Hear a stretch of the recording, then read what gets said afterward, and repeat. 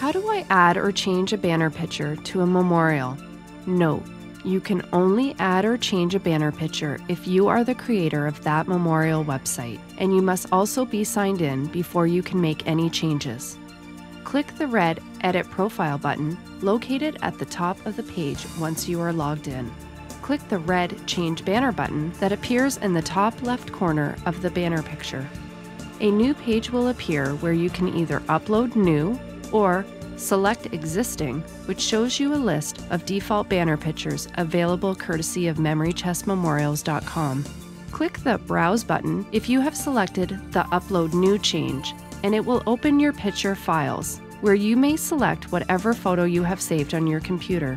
Once you have found and selected a picture, it will be displayed within a photo box, which represents the banner dimensions. You can adjust the size, smaller to bigger, with the sizing cursor located on the right side of the banner box.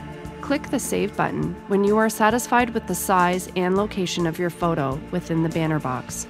You will then be brought back to your memorial website with the new banner photo in place. Click the Edit Profile button again, and the changes will be saved within the site.